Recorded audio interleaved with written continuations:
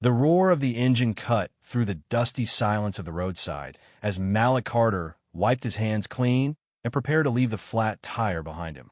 He had just finished replacing it on his battered sedan when he spotted movement in the rearview mirror. Three men in dark suits walking with urgency, their expressions hard and focused.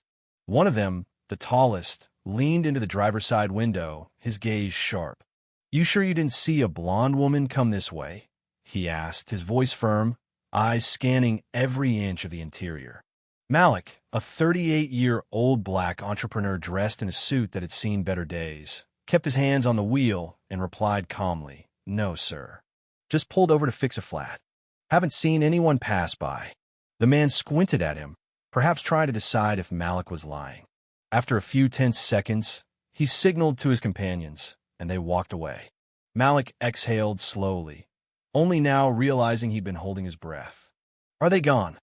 Came a muffled voice from the trunk. The latch clicked, and the lid opened from inside. Out climbed a woman, blonde hair tangled, athletic clothes smeared with dirt. Despite her disheveled appearance, everything about her screamed money. "Thank you," she said breathlessly. "I don't know what would have happened if you hadn't helped me." Malik couldn't believe what he was seeing. Just hours ago, he had been sitting in his office, his now former office, staring at an eviction notice and a mountain of unpaid bills. 7 years of building his company, Luminatech, had been crushed when a major investor pulled out at the last moment. It wasn't a coincidence.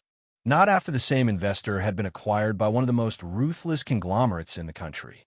"Who are those guys?" he asked, watching the woman settle into the back seat. "My father's private security," she said, extending a hand. "I'm Catherine Wallace, but just call me Kate." "Malik Carter," he responded, shaking her hand. "Why are they chasing you like you're a fugitive?" Kate let out a dry laugh. "Because I took this." She pulled a flash drive from her jacket. "My father is Robert Wallace, CEO of Wallace International. Ever heard of it?" Malik's face went cold. Wallace International was infamous in the startup world. It had swallowed competitors with no mercy, including the firm that had just pushed his company to the brink. "I know it well," he said, tone clipped. "They destroyed my business." Kate nodded. "Then you're not the only one. This drive contains proof that my father's entire empire is built on fraud, bribery, and sabotage." I couldn't stay silent anymore. Malik's phone buzzed. He glanced down. A stolen vehicle alert had been flagged with his license plate. He turned the screen to her. "Your father's already painted us as car thieves. We need to disappear now." Kate bit her lip. "He'll find me." "Not if I've got anything to say about it," Malik muttered, a plan already forming. He pulled back onto the road, steering down a lesser-used highway. As they drove deeper into the woods, he occasionally glanced at Kate through the mirror. Why had someone like her, with wealth and power, chosen to run away and hide his car? And what exactly was on that flash drive that her father would deploy armed goons to retrieve it? "Turn left up ahead," Kate said. "There's a dirt road. I know a place we can stay." The road was nearly invisible, hidden by overgrown brush. As night fell around them, Malik maneuvered carefully through the darkness until they reached a cabin, aged and buried in dense trees. "My dad bought this place decades ago," Kate explained. "He probably forgot it exists. It was for some project that never happened." Inside the dusty cabin, Malik powered up his old laptop and inserted the flash drive.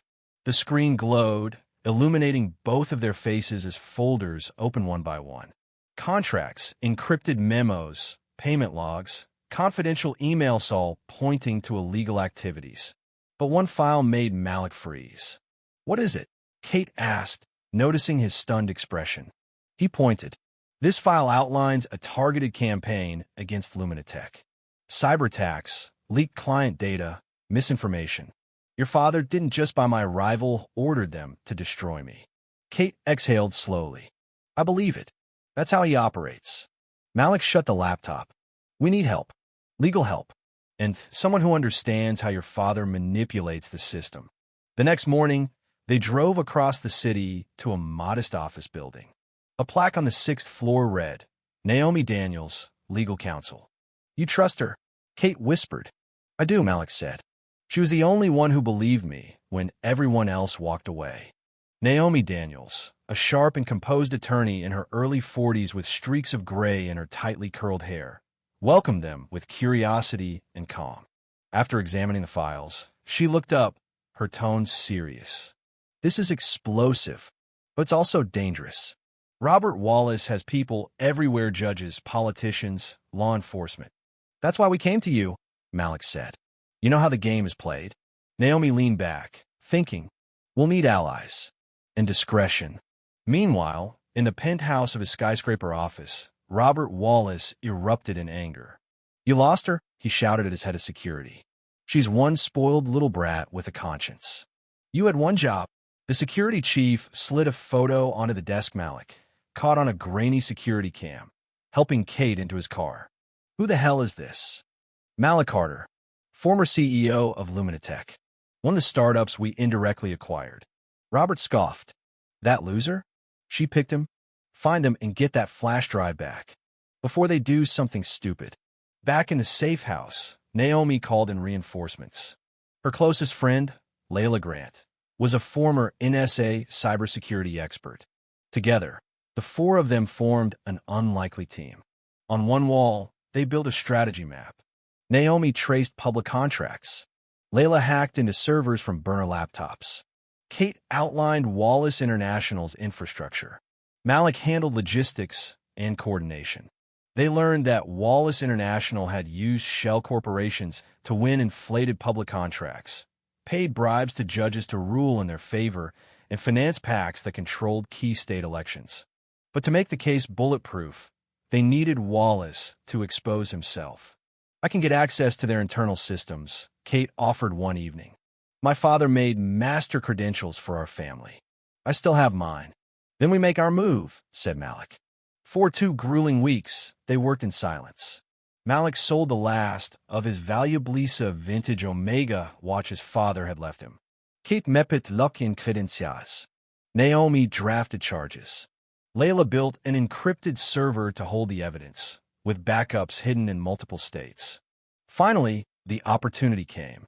Wallace International was holding a press conference to announce its largest acquisition yet. Malik, dressed in a borrowed suit, blended into the back of the audience. This acquisition is the future of our industry, Robert Wallace boomed. Built on integrity and vision. Just then, phones throughout the auditorium buzzed with alerts. A single message read, "The truth behind Wallace International." Reporters hesitated. Screens around the room flickered and changed, displaying Wallace's most damning emails and documents. Bribes, sabotage, systemic discriminational laid border. What's happening? Wallace demanded. A reporter stood. Care to comment on these files, sir? They implicate you in illegal corporate activity. Wallace stammered. This is nonsense fabricated. Another reporter interrupted. And the bribes to government officials? The targeted attacks on minority-owned businesses. On cue, a recorded video began to play. Kate's voice filled the room. My name is Catherine Wallace. This is my father's real legacy. Fraud, oppression, and systemic exclusion. But no more. In the chaos, federal agents arrived. Naomi, now revealed as a Department of Justice advisor, stepped forward. Robert Wallace, you're under arrest for tax fraud, corruption, and antitrust violations. Wallace's eyes locked with Malik's. You think you've won? I didn't do this for revenge, Malik replied. I did it for justice. The fallout was immediate. Wallace's empire collapsed. Stockholders fled. International investigations followed. The scandal exposed decades of discrimination against Black and Latino entrepreneurs and forced a national conversation about systemic bias in venture capitalism. 3 years later, Malik stood atop the Horizon Technologies rooftop, celebrating the company's anniversary. With funding from the federal case settlement and Kate's new foundation, Horizon had become a launchpad for marginalized startups. We've funded 17 companies in just 3 years, Malik said in a live interview. It's not about me.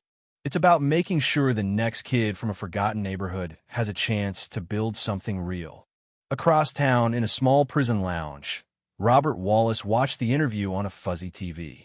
He was no longer feared, no longer relevant.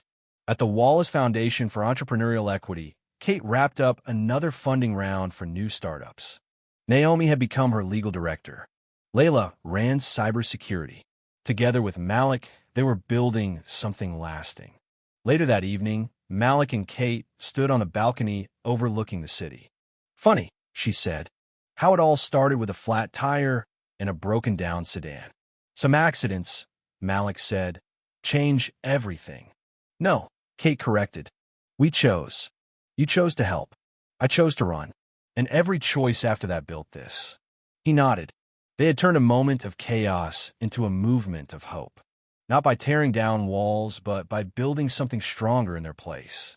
Because real justice isn't punishing the wicked, it's empowering the good.